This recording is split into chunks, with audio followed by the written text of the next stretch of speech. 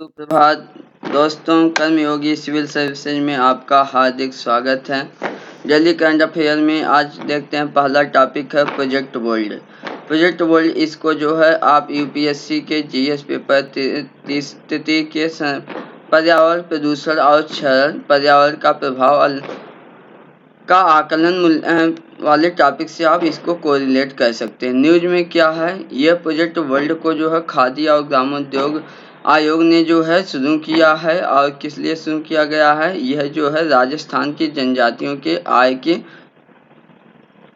को बेहतर बनाने के उद्देश्य से किया गया है। यह एक बांस आधारित अर्थव्यवस्था को बढ़ावा देने की शुरुआत होगी। प्रोजेक्ट बोल्ड और देखते हैं, प्रोजेक्ट बोल्ड का पूरा नाम है सूखे की स्थिति में भू क्षेत्र पर बांस मरुद्यान अर्थात bamboo oasis on land in drought. ये बोल्ड का पूरा फुल नेम है। कभी कभी पीसीएस जैसे एग्जामों में ऐसे सवाल पूछ लेता है, इसलिए इसका फुल फॉर्म थोड़ा आप ध्यान रख सकते हैं। यह परियोजना जो है खादी और ग्रामोद्योग आयोग के द्वारा शुरू की गई है। यह खादी और ग्रामोद्योग आयोग जो है वह जो है श्रम मंत्रालय के अंतर्गत आता है। सूक्ष्म लघु एवं उद्यम मंत्रालय के अंतर्गत ये आता है दोस्तों।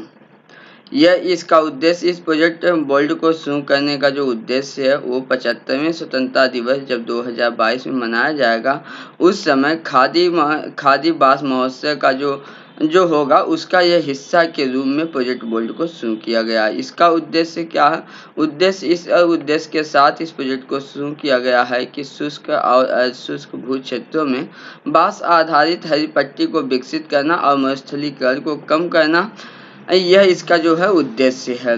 इसे जो है जो इस प्रोजेक्ट के तहत बांस आएंगे वो जो है असम से लाया हुए विशेष प्रजाति के बांस हैं और उस प्रजाति का नाम है बबूसा टुल्डा और बबूसा पॉलीमोर्फा के 5000 पौधे ला करके लगाए जा रहे हैं राजस्थान में। इसी के साथ साथ इस प्रोजेक्ट में जब शुरू किया गया, इसको लगाया जा रहा है, तो यह जो है एक दिन में किसी एक स्थान पे सर्वाधिक बांस लगाने का यह एक विश्व रिकॉर्ड भी स्थापित किया है खादी ग्रामोद्योग कमीशन ने, मतलब आयोग ने। परियोजना में बांस को क्यों शामिल किया गया, इसलिए बांस को शामिल किया गया कि बांस की कुछ खासियतें हैं। ये उसकी खासियत में यह पहली बात तो बांस बहुत तेजी से बढ़ता है, इसलिए जो है जल्दी ही लोगों की आय बढ़ाई जा सकती है। इसको जो है पूरा विकसित होने में 3 साल के अंदर इसको काटा जा सकता है। बांस क्या करता है, भूमि के ऊपरी सतह पे उसकी जड़ें जो हैं उसको अच्छी तरह से जकड़ लेती हैं, जो पानी का संरक्षण करता है और पानी के वाष्पीकरण को भी रोकता है। यह जो है वहाँ की भूमि को जो है मरुस्थल बनने से भी रोकता है। ये इसका फायदा है, इसलिए बांस को चुना गया है।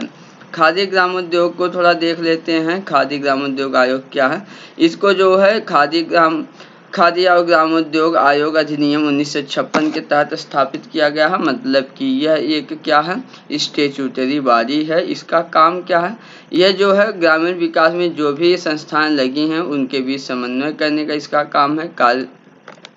जो भी ग्रामीण विकास के लिए कार्यक्रम आयोजित किए जाते हैं उस कार्यक्रम की योजना बनाने और उसको पूरा कार्यान्वित करना, संगठित करना, यह सब इसका क्या है, काम है। यह जो है सूक्ष्म लघु एवं उद्यम मंत्रालय के अंतर्गत आता है।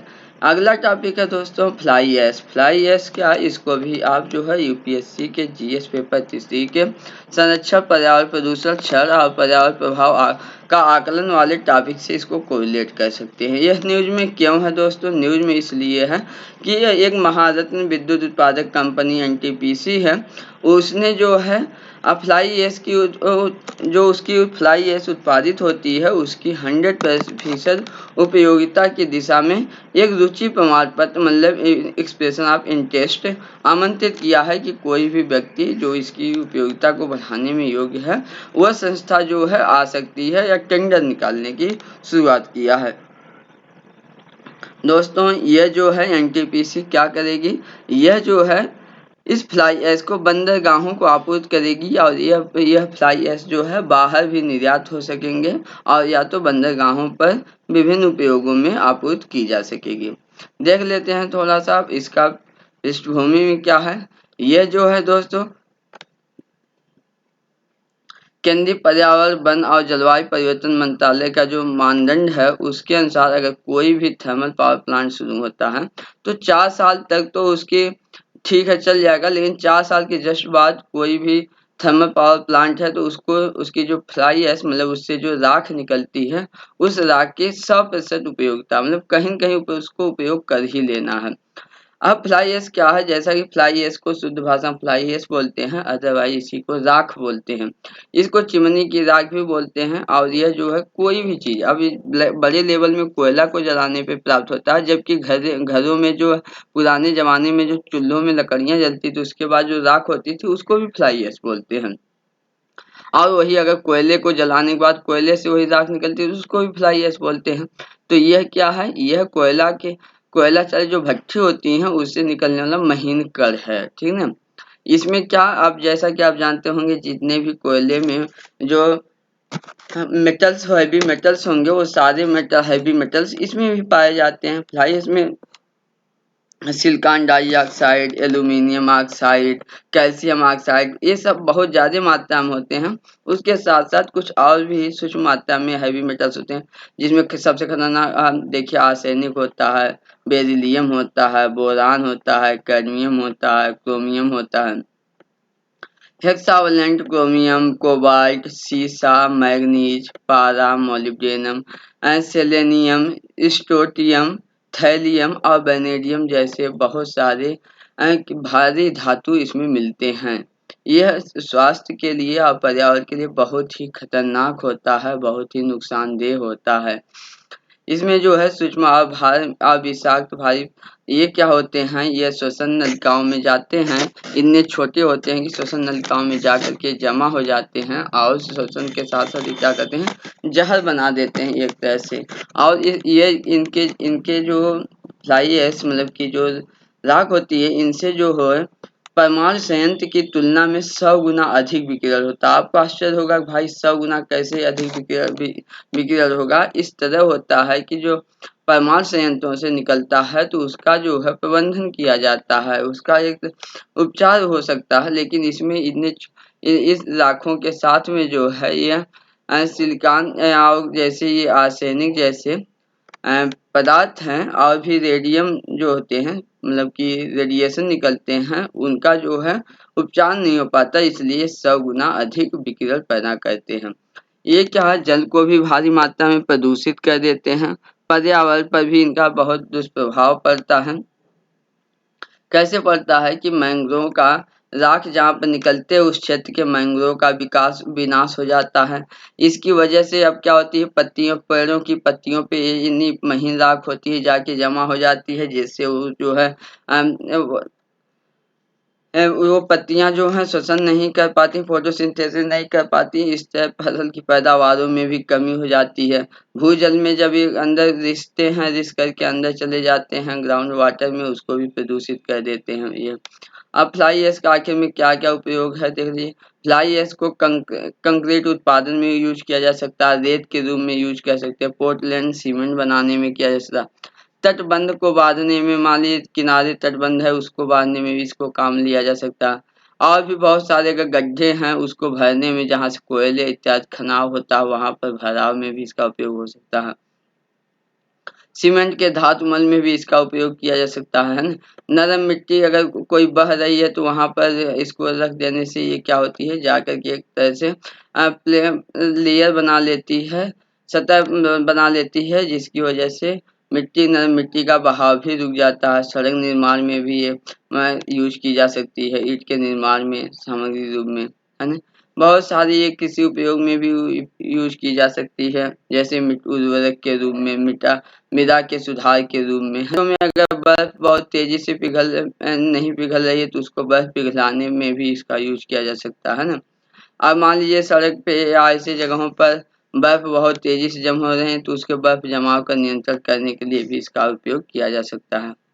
अगला टॉपिक है दोस्तों भारत का महाधिवक्ता, सॉलिसिटर जनरल ऑफ इंडिया। इसको जो है आप यूपीएससी के जीएस पेपर द्वितीय के सांविधिक विनियामक और विभिन्न अर्ध न्यायिक निकाय वाले टॉपिक से इसको कोरिलेट कर सकते हैं। न्यूज़ में ये क्यों है? न्यूज़ में ये इसलिए है दोस्तों कि अभी जो है भारत के जो सॉलिसिटर जनरल ऑफ इंडिया हैं तुषार मेहता, उनको जो है टीएमसी के कुछ सांसदों ने राष्ट्रपति से शिकायत किए हैं कि ये तुषार मेहता जो है आपराधिक कदाचार और घोर उपयुक्तता के आधार पर इनको हटा देना चाहिए, क्योंकि ये जो है शुभेंदु अधिकारी जो भाजपा के विधायक हैं, वह जो है एक नारदा के मामले में आरोपी हैं और उनके साथ इन्होंने बैठक किया है। इन इन मतलब की प्रतिनिधिमंडलों का कहना है कि कोई भी अगर आरोपी है उसको उसके साथ जो है कोई भी जो जांच में अधिकारी है, जांच अधिकारी के मामला देख रहा है, उसके साथ अगर वो बैठ करके कोई वो लगा मतलब कि बैठ करके उसके साथ चर्चा करता है, तो मीटिंग करता है, तो वह जो है एक कदाचार या न्यायिक कदाचार के खिलाफ है।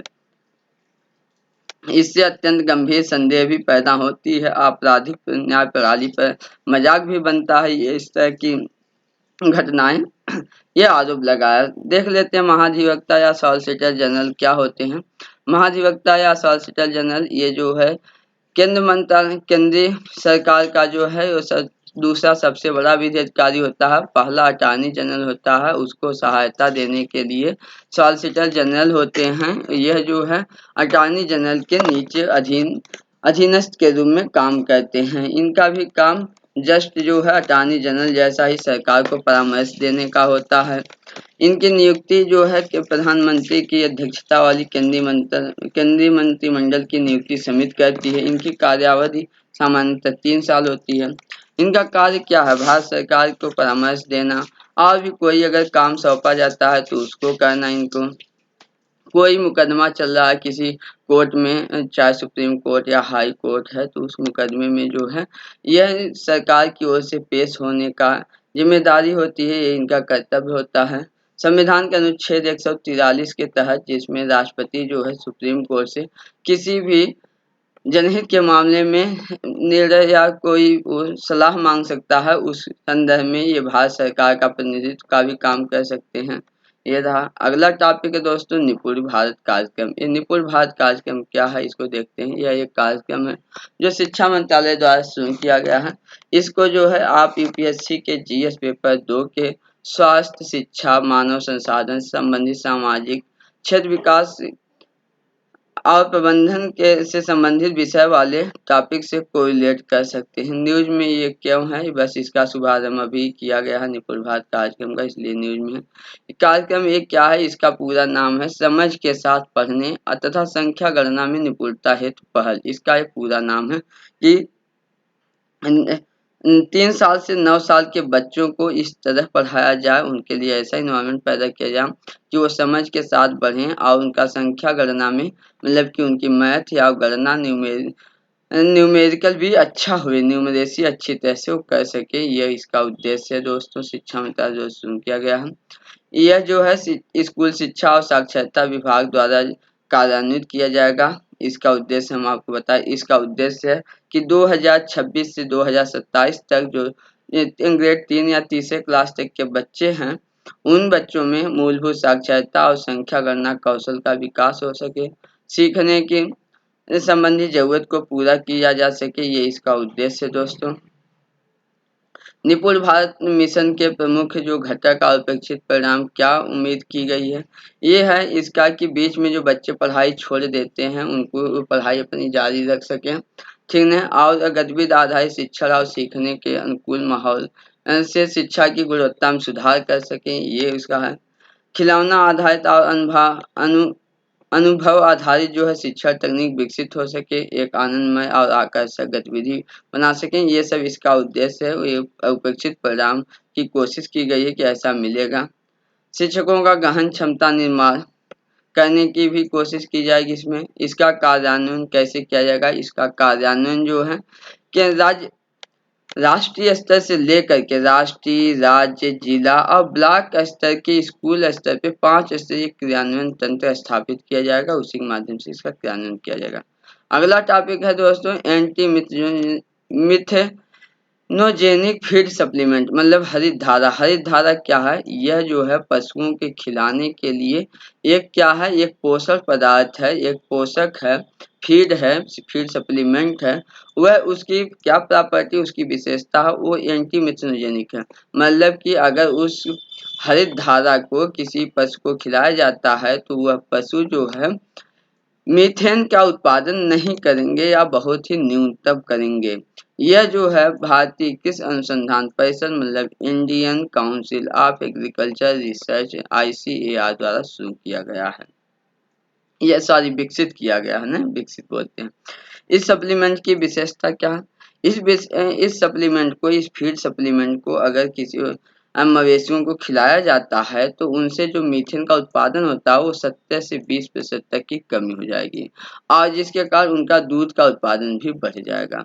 यह जो है फीड सप्लीमेंट, यह टैनिन युक्त पौधे पर आधारित मतलब कि ऐसे पौधे से इसको विकसित किया गया है जिसमें टैनिन मिलता है। टैनिन क्या होता है दोस्तों? टैनिन जो होता है एक कड़वा होता है, कसैला होता है। सामान्यतः जो है आप लासा जैसा इसमें भी एक टैनिन एक पदार्थ, एक केमिकल पदार्थ मिलता है, उसी को बोलते हैं ना।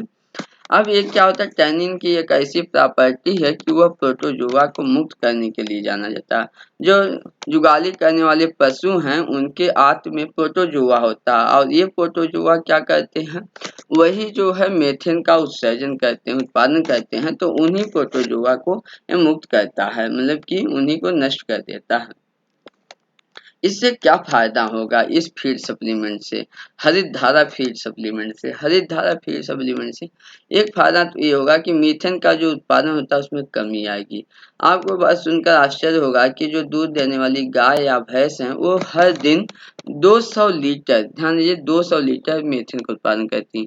वहीं अगर एक बछिया है जो युवा है वो जो है 85 से 95 लीटर जो है मीथेन का उत्पादन करती है। जबकि एक भेड़ जो है वो 20 से 25 लीटर मीथेन उत्सर्जित करती है, समझ रहे हैं? अब इसको खिलाने से 5वें भाग तक में कमी आ जाएगी, तो ठीक ठाक कमी आ जाएगी, है ना। अब इसमें इतनी बड़ी बात क्या है भाई, इसमें क्या चिंता है न? इसलिए चिंता है कि ऐसा रिसर्च या शोध बताते हैं कि अगले 100 साल में ग्लोबल वार्मिंग क्षमता जो कार्बन डाइऑक्साइड की 25% अधिक हो जाएगी। मतलब अगले 100 साल में जो है मीथेन जो है कार्बन डाइऑक्साइड की बजाय 25 गुना क्या हो जाएगी, बढ़ जाएगी, है ना। यह जो है मीथेन एक ग्रीन हाउस गैस भी है। क्या एक ग्रीन हाउस गैस है? जब ये इंडिया में सबसे ज्यादा जो है सर्वाधिक मवेशी भी हैं, ये भी है। अगर इतना ज्यादा सर्वाधिक मवेशी हैं तो अत्यधिक मात्रा में जो है मीथेन का उत्पादन होता है ना। प्रति वर्ष 14.2 मिलियन टन जो है मीथेन का उत्पादन होती है जुगाली करने वाले पशुओं से भारत में, है ना। तो दोस्तों ये रहा हमारा आज का टॉपिक। आप लोग मेहनत से पढ़ाई करिए। इसका जो है PDF आप जो है हमारे यूट्यूब के डिस्क्रिप्शन बॉक्स में लिंक मिलेगा, वहां से आप डाउनलोड कर सकते हैं। हमारे टेलीग्राम चैनल से भी जुड़ करके प्राप्त कर सकते हैं, व्हाट्सएप ग्रुप से भी जुड़ करके प्राप्त कर सकते हैं। आप लोग मेहनत से पढ़ाई करिए, हम आपके लिए बेहतर से बेहतर लेकर कंटेंट लेकर के आते हैं, बहुत मेहनत करके बनाते हैं दोस्तों। इसलिए आप मेहनत से पढ़ाई कीजिए और भी कोर्स भी हम लेकर के आपके लिए आ रहे हैं दोस्तों, तो उसको भी आप देखते रहिए। हमारे टेलीग्राम चैनल पे आपको सारे सब्जेक्ट की पढ़ाई मिलेगी दोस्तों। ठीक है दोस्तों, धन्यवाद।